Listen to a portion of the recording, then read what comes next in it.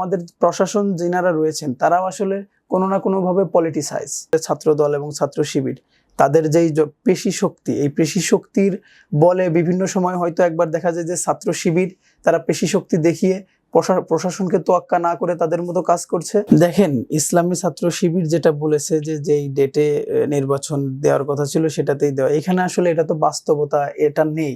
দেশের number 1 trading app Nifty ফার্স্টে পাচ্ছেন ট্রেডিং এর সব সুবিধা, dual exchange access, company analysis, portfolio তৈরি করা সহ আরও অনেক ইউনিক ফিচারের সাথে ট্রেড করতে ডাউনলোড করুন এক্ষুনি।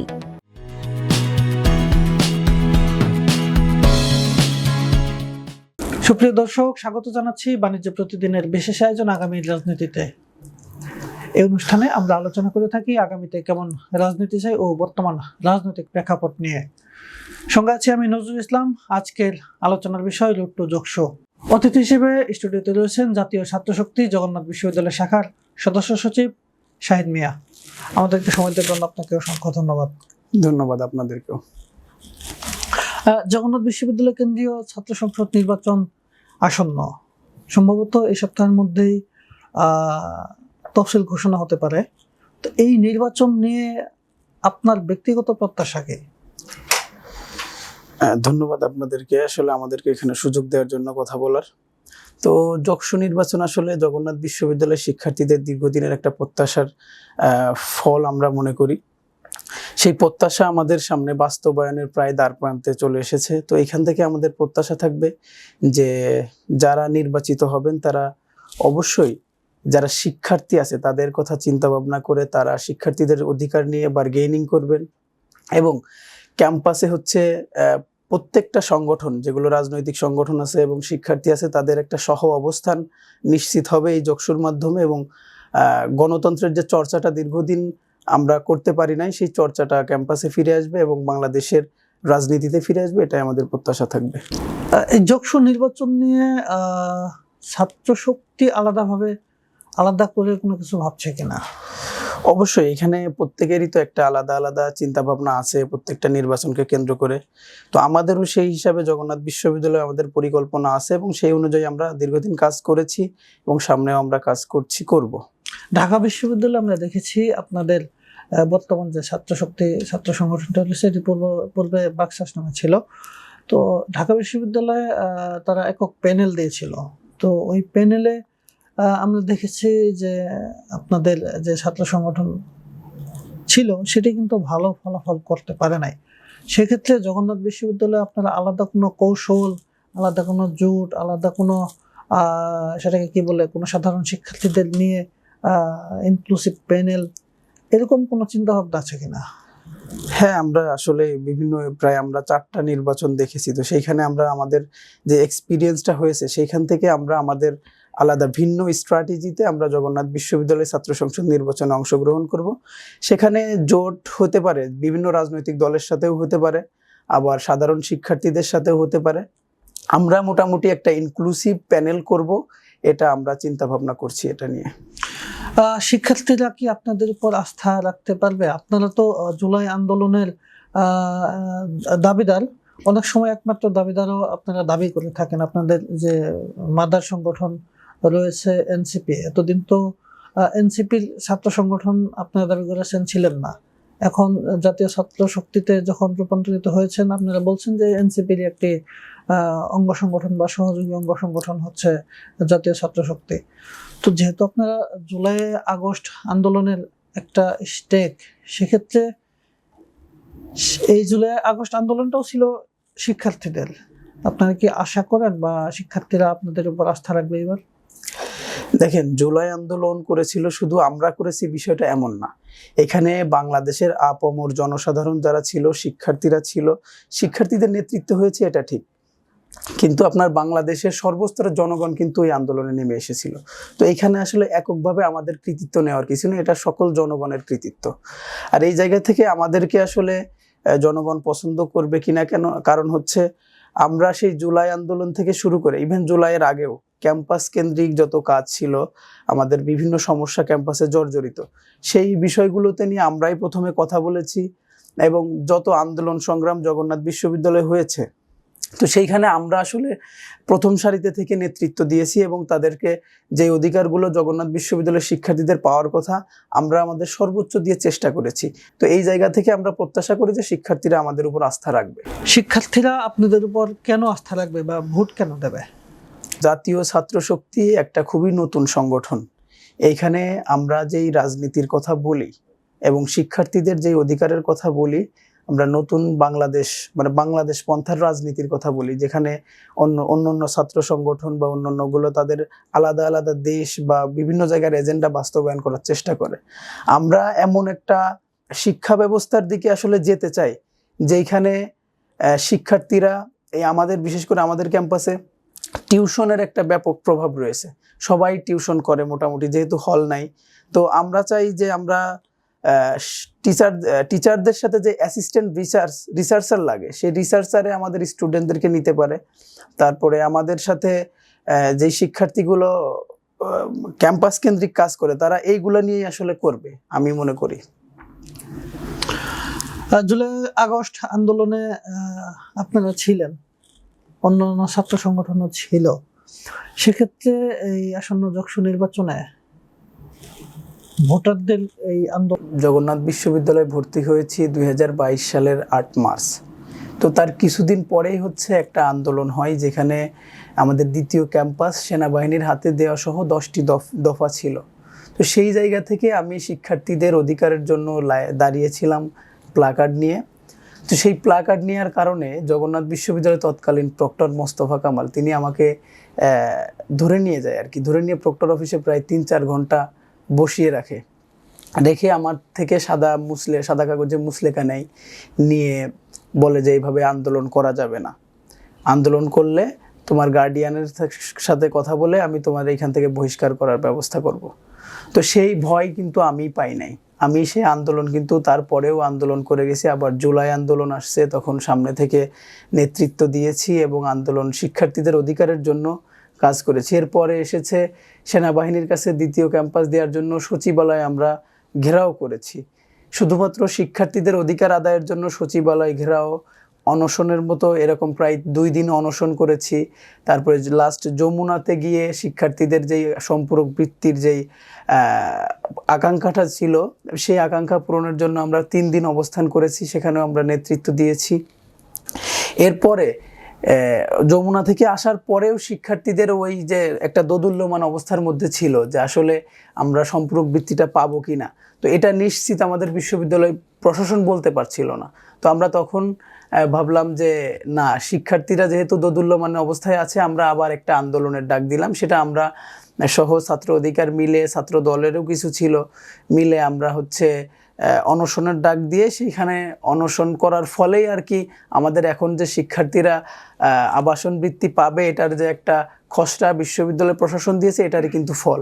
তো বিশ্ববিদ্যালয়ের শিক্ষার্থীরা আমাদেরকে আসলে মূল কথা কেন ভোট দিবে না, আমরা শিক্ষার্থীদের জন্য মানে সর্বগ্রে আর কি আমরা তাদের জন্য প্রস্তুত ছিলাম এবং তাদের জন্য কাজ করার জন্য, তাদের নিয়ে কাজ করার জন্য আসলে আমরা সবসময় প্রস্তুত থাকি।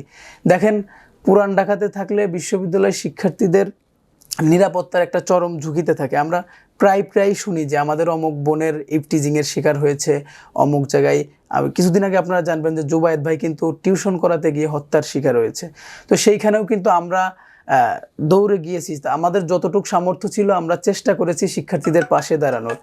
এর পাশাপাশি আমাদের বিশ্ববিদ্যালয়ের ক্যাফেটেরিয়ার মান খুবই দুর্বল, যেটা নিয়ে আমরা কথা বলেছি, বিশ্ববিদ্যালয় প্রশাসনের সাথে কথা বলে ভর্তুকির ব্যবস্থা করার একটা চেষ্টা করেছি। আমাদের বিশ্ববিদ্যালয়ে একটা ওয়াশরুম পর্যন্ত নেই। এটা হচ্ছে খুবই দুঃখজনক যে পাবলিক প্লেসে একটা ওয়াশরুম থাকবে, সেটাও নেই।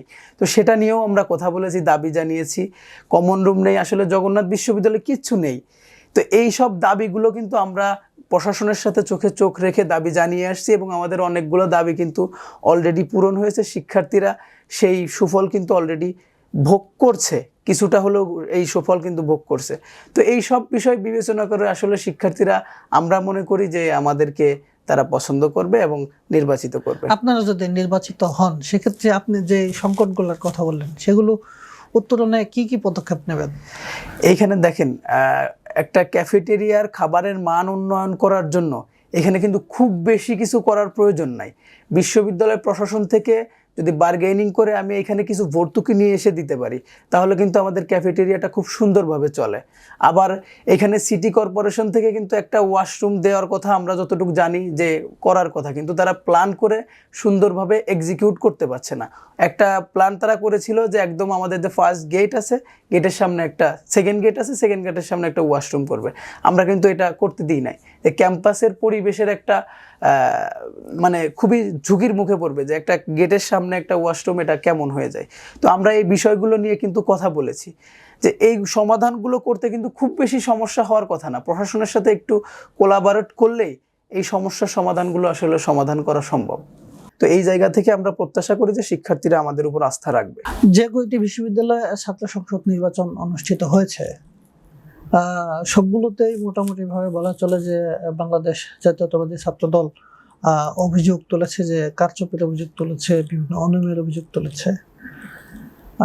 আপনাদের যে ছাত্র সংগঠন ছিল, যারা প্যানেল দিয়েছিল, তারাও বিভিন্ন জায়গায় অভিযোগ তুলেছে কারচুপির। সেক্ষেত্রে জগন্নাথ বিশ্ববিদ্যালয় নিয়ে আপনাদের কোনো শঙ্কা বা আশঙ্কা আছে কিনা যে এখানে কারচুপি বা কাউকে সুযোগ সুবিধা দেওয়া, এরকম কোনো আশঙ্কা আছে কিনা?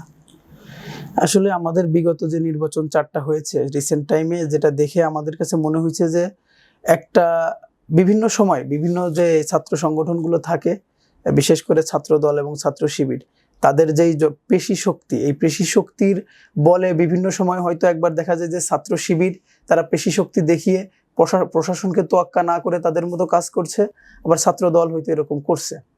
তো আমাদের বিশ্ববিদ্যালয়েও আমরা আসলে এটা নিয়ে খুবই চিন্তিত, কারণ আমরা আজকেও একটা আলোচনা সভা করেছিলাম জগন্নাথ বিশ্ববিদ্যালয়ের নির্বাচনী আচরণবিধি কি হবে। তো সেখানেও দেখেছি আমরা যে ছাত্র দলের একটা গ্রুপ, তারা হচ্ছে তাদের পেশি শক্তি, তাদের যেই কথা, তাদের যেই মানে আশা আকাঙ্ক্ষা, সেটা বাস্তবায়ন না হলে তারা প্রশাসনের উপর চড়াও হওয়া বা এরকম একটা পরিবেশ তারা ক্রিয়েট করে। তো আমরা মানে আশঙ্কা করছি যে আমাদের জগন্নাথ বিশ্ববিদ্যালয় ছাত্র সংসদেও হয়তো এরকম কিছু হতে পারে। তো আমরা প্রশাসনকে সর্বোচ্চ অনুরোধ করব যেন এরকম কোনো ঘটনা না ঘটে। এটা কি শুধু ছাত্র দলই পেশি শক্তির এই অপব্যবহার করছে, নাকি অন্য কোনো ছাত্র সংগঠনও বা কোনো ব্যক্তি এখানে পেশি শক্তি ব্যবহার করছে? আপনার অভিযোগ কি শুধু ছাত্র দলের বিরুদ্ধে? না, এখানে শুধু ছাত্র দলের বিরুদ্ধে আমার অভিযোগ না। এখানে একটা বিষয় হলো আমাদের প্রশাসন যিনারা রয়েছেন তারাও আসলে কোনো না কোনোভাবে পলিটিসাইজ। তো যার কারণে আমরা ওই 100% যে আস্থা, ওই আস্থাটা আমরা আসলে ওনাদের উপরে রাখতে পারছি না। কারণ বিভিন্ন সময় আমরা দেখেছি, আমরা ক্যাম্পাসে যখন প্রোগ্রাম করি, তারা একটা দলের প্রোগ্রামে খুব ভালোভাবে পার্টিসিপেট করে, আমরা বা অন্যান্য ছোট ছোট ছাত্র সংগঠন যারা আছে তাদের সাথে সেই আচরণটা আমাদের প্রশাসন থেকে দেখি না। তো আমরা নির্বাচনেও মনে করছি যে প্রশাসন আসলে ওই নিরপেক্ষতার জায়গা কতটুকু ধরে রাখতে পারবে, এটা আসলে আমাদের জন্য খুবই আশঙ্কার।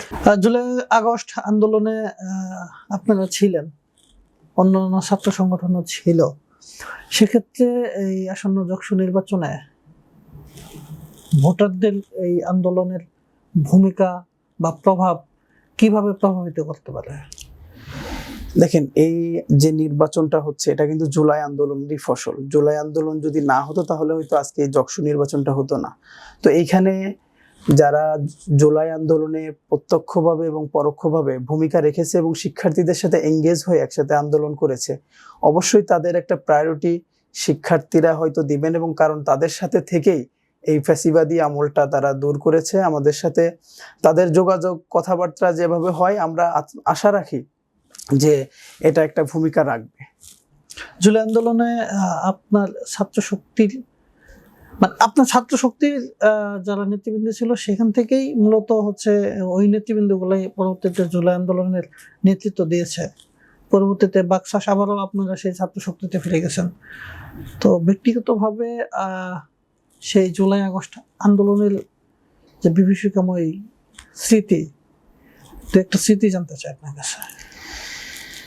দেখেন, এটা আসলে খুবই মানে আমাদের জন্য আতঙ্কজনক এবং বিভীষিকাময় ছিল। আমরা যখন জগন্নাথ বিশ্ববিদ্যালয়ে 15 তারিখে ঢাকা বিশ্ববিদ্যালয় মার খাওয়ার পরে 16 তারিখে যখন আমরা ক্যাম্পাস থেকে বের হয়ে তাঁতিবাজারের দিকে আসতে যাই, ঠিক তখন যখন আমরা সিএমএম কোর্টের সামনে আসি, তখন আওয়ামী লীগের, যুবলীগের কিছু লোকজন কোর্টের অপোজিট থেকে আমাদের এইদিকে এসে দেওয়া গুলি চালালো।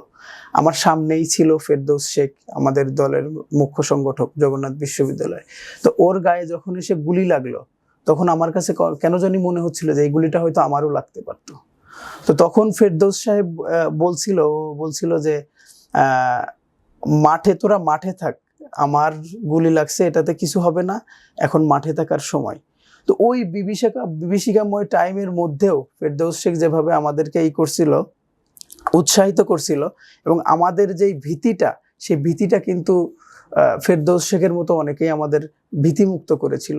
তো এই সব স্মৃতি যখন মনে পড়ে, এটা আসলে মানে ভাষায় প্রকাশ করার মতো না আসলে। সবশেষ সম্পূরক বৃত্তির দাবিতে আপনারা প্রধান উপদেষ্টার বাসভবন যমুনা অভিমুখে লং মার্চ করেছেন, সেখানে অবস্থান কর্মসূচি পালন করেছেন। তো সেই আন্দোলনের পর হচ্ছে সরকারের পক্ষ থেকে দাবি দেওয়া মেনে নেওয়ার আশ্বাস দেওয়া হয়েছিল, সেটির সবশেষ আপডেট জানতে চাই আপনার কাছে। ক্যাম্পাসের কি পরিস্থিতি আন্দোলনের পরে? না, যমুনার যে আন্দোলনটা হয়েছিল ওটা আসলে দীর্ঘদিনের, আমরা বিভিন্ন জায়গায় গিয়েছি, এর আগেও আমরা সচিবালয় আন্দোলন করেছিলাম। তো লাস্ট আমরা হচ্ছে যমুনাতে যখন যাই, দুইটা প্রেক্ষাপট ছিল। সেটা হচ্ছে আমাদের যে পুরান ঢাকাতে দুইটা হল আছে, সেখানে বিল্ডিং নাই, দ্রুত বিল্ডিং নির্মাণের জন্য আমরা বলছি যে সেনাবাহিনীর মাধ্যমে দ্রুত কাজটা শেষ করতে হবে, এটা একটা দাবি ছিল। আর দ্বিতীয় দাবি ছিল আমাদের যেহেতু আবাসন নাই, এই আবাসন করতে তো একটা লম্বা সময়ের দরকার, তো সেই সময়ের আগে আমাদের একটা সম্পূরক বৃত্তির ব্যবস্থা করতে হবে। এই দুটো দাবি নিয়েই মূলত আমরা গিয়েছিলাম, এবং সেখান থেকে সরকারের থেকে এবং ইউজিসি থেকে আমাদেরকে একটা আশ্বাস দিয়েছিল। সেই আশ্বাস অনুযায়ী পুরোপুরি মানে আমাদের আশ্বাসটা যারা দিয়েছে তারা পুরোপুরি পূরণ হয় নাই, তবে আমাদের কিছুটা আশার আলো আমরা দেখতে পাচ্ছি। আমাদের দুইটা হলের কাজ অলরেডি শুরু হয়েছে, এবং আমাদের যে সম্পূরক বৃত্তি দেওয়ার কথা, সেই বৃত্তিটার ব্যাপারেও কার্যকরী পদক্ষেপ বিশ্ববিদ্যালয় প্রশাসন নিয়েছে, এবং বিভিন্ন দপ্তরে তারা যাদেরকে বাছাই করবে তাদের একটা লিস্ট তারা চেয়েছে। তো আমরা মনে করি যে এটা মোটামুটি অগ্রগতি হয়েছে।